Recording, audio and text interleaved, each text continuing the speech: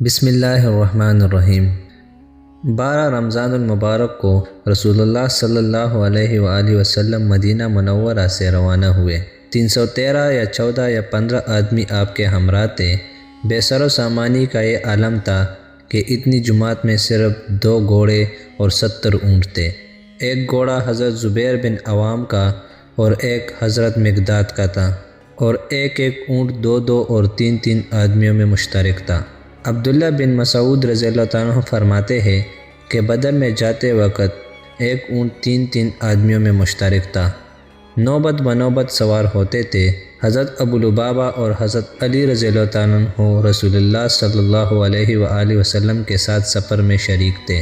جب رسول اللہ صلی اللہ علیہ وآلہ وسلم کی پیدل چلنے کی نوبت آتی تو حضرت ابو لبابہ اور حضرت علی مرتضیٰ رضی اللہ عنہ عرض کرتے، یا رسول اللہ آپ سوار ہو جائیے، ہم آپ کے بدلے میں پیدل چل لیں گے۔ آپ یہ ارشاد فرماتے، تم چلنے میں مجھ سے زیادہ قوی نہیں، اور میں تم سے زیادہ اللہ کے اجر سے بے نیاز نہیں۔